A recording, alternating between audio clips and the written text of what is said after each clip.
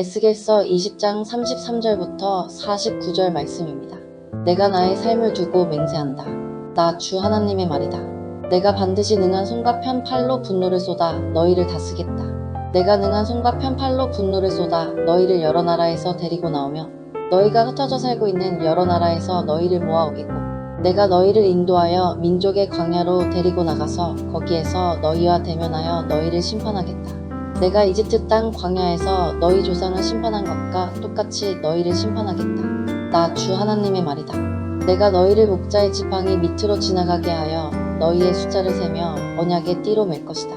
나는 너희 가운데서 나에게 반역하고 범죄한 사람들을 없애버리겠다.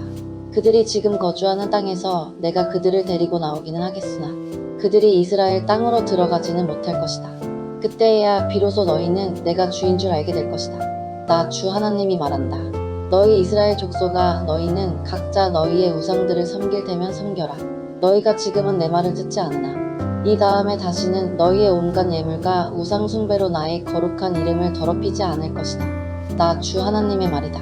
나의 거룩한 산 이스라엘의 그 높은 곳에서 이스라엘 온 족속이 그 땅에 사는 모든 사람들이 나를 섬길 것이다. 거기에서 내가 그들을 기쁘게 맞아들이며 거기에서 내가 너희의 재물과 가장 좋은 예물을 온갖 거룩한 재물과 함께 요구할 것이다. 내가 여러 민족 속에서 너희를 데리고 나오며 너희가 흩어져 살던 그 모든 나라에서 너희를 모아올 때에 나는 아름다운 향기로 너희를 기쁘게 맞이하겠다. 이방 사람들이 보는 앞에서 너희를 통하여 나의 거룩함을 드러낼 것이다.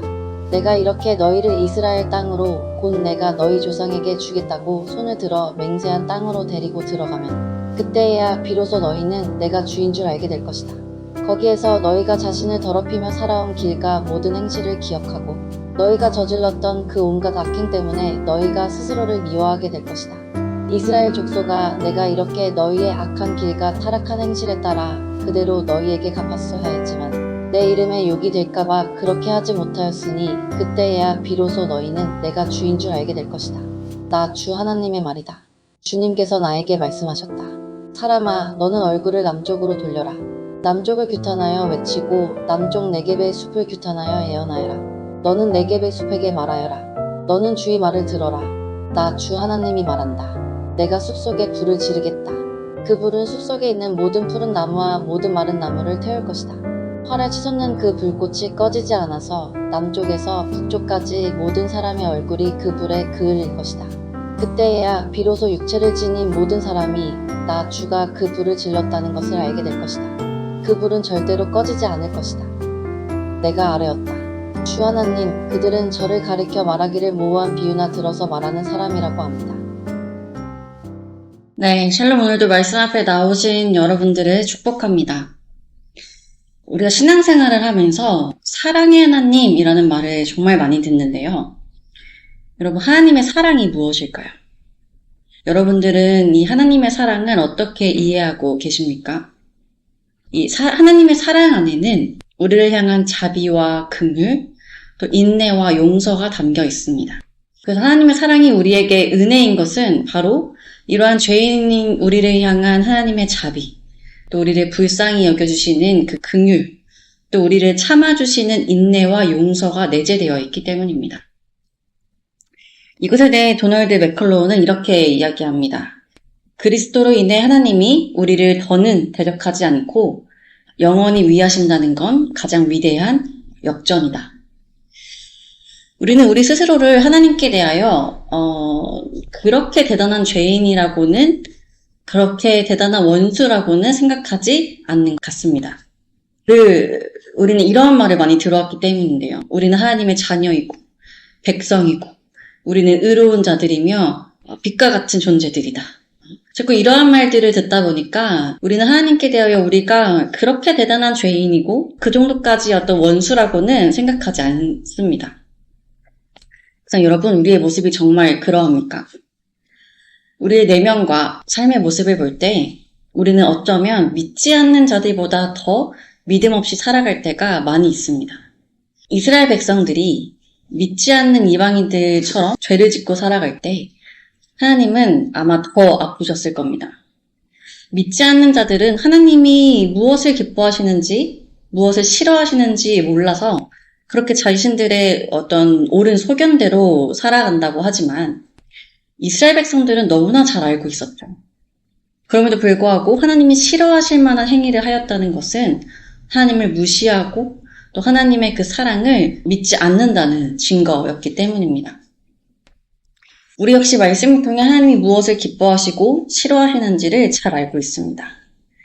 그러나 우리의 일상에서 우리는 하나님이 기뻐하실 만한 일들만 행하지는 않습니다. 그것이 하나님께서는 기뻐하시지 않지만 우리에게 기쁨이 되고 즐거움이 될 때 우리는 주저없이 그 일들을 행합니다. 그리고 회개하면 된다는 아니란 생각을 품거나 혹은 이 정도로는 하나님이 우리를 미워하시지 않을 것이라는 교만한 생각을 품기도 하죠. 이러한 모습을 볼 때 하나님께서 우리를 대적하실 만한 이유는 충분합니다. 그럼에도 하나님께서는 그리스도 예수로 인해 우리를 의롭다 여기시며 우리를 긍휼히 여기시며 영원토록 우리를 위하시는 아버지가 되어주셨습니다. 영원히 자기 백성을 위하시는 하나님께서 그 백성을 위해서 행하시는 일 안에는 심판과 회복이 있습니다. 우리를 위하신다는 것에 심판이 있음이 의아할 수 있지만 사랑의 하나님인데 심판이라고 하실 수 있지만 그 심판은 우리가 죄로부터 돌이키게 하는 징계요 미련한 양이 목자를 떠나려고 할 때 다시 우리 안으로 인도하는 채찍입니다. 그러니 우리에게는 회복뿐만 아니라 반드시 그 회복을 위한 심판도 필요한 것이죠. 이런 하나님의 일하심이 오늘 본문에 잘 드러나 있습니다. 먼저 33절을 보니 하나님께서는 반역한 이스라엘 백성들에게 능한 손과 편팔로 분노를 쏟으실 것이라 말씀하십니다. 멸망을 위한 심판의 행위셨을까요? 그렇지 않습니다. 그 다음에 이어지는 말씀, 너희를 반드시 다스릴지니라. 반역한 이스라엘에게 분노를 쏟으심으로 다스리시겠다는 그 말씀 안에는 이스라엘을 반드시 회복시키시겠다는 하나님의 마음이 담겨 있습니다.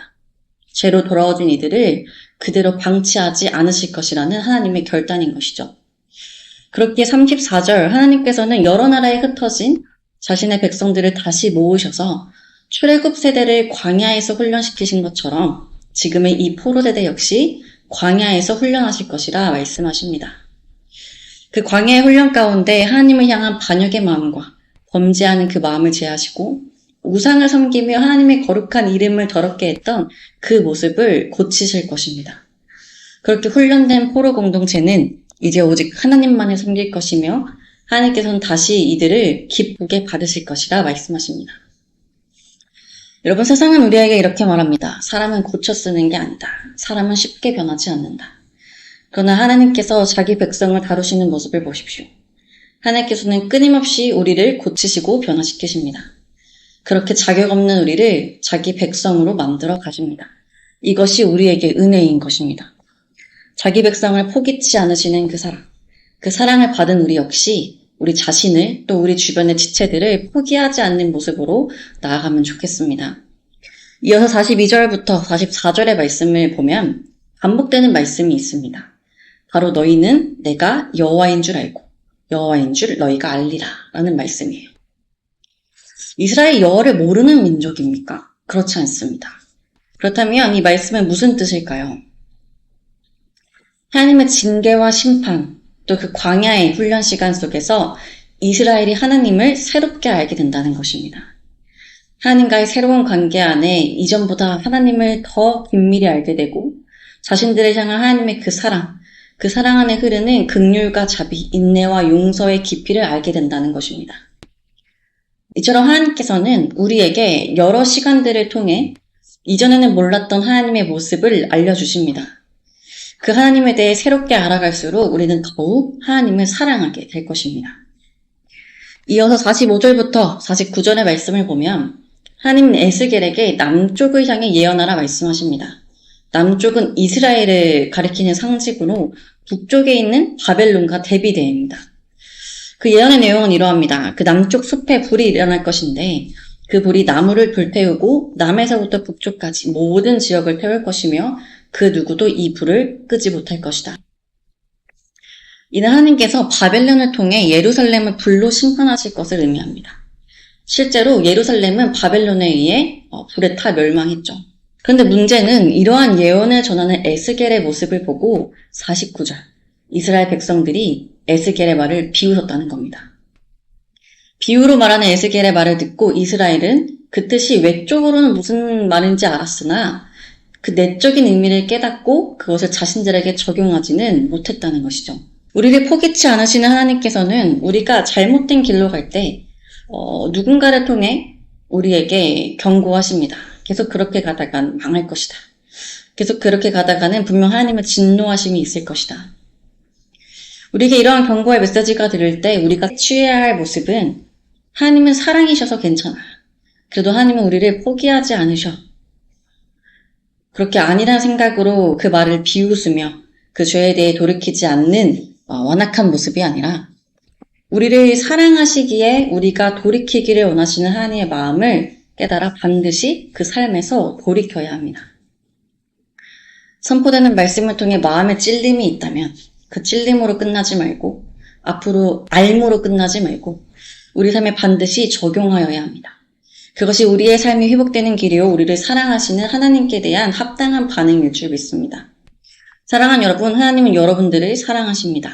그리고 포기치 않으십니다. 그러나 그 사랑과 포기치 않으심은 무조건적인 것이 아니라 사랑하기에 포기할 수 없기에 우리를 향한 징계와 훈련이 있음을 기억하십시오. 사랑의 반대말은 미움이 아니라 무관심이라 하였습니다.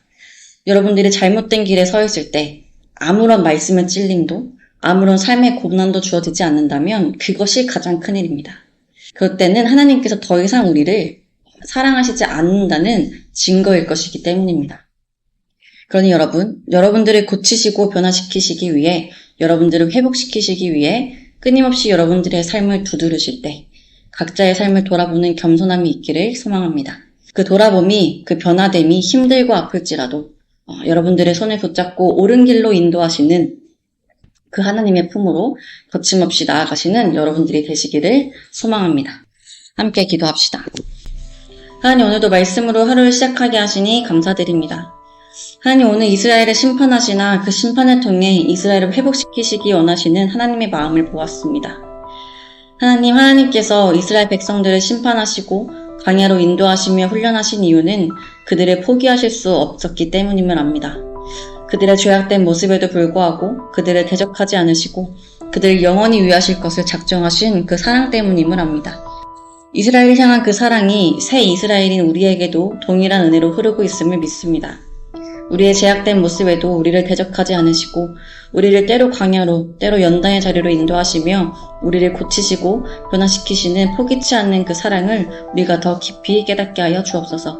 그리하여 그 훈련의 시간 속 더욱 새로이 하나님을 알게 하시고 날마다 더 긴밀한 하나님과의 관계를 맺어가는 주의 자녀들이 되기를 소망합니다. 오늘 각자의 자리로 나아가는 청년들의 삶을 주님께 올려드리며 각자의 삶에서 하나님을 더 긴밀히 만나는 하루가 되기를 소망하며 우리를 사랑하시는 예수님의 이름으로 기도드립니다. 아멘.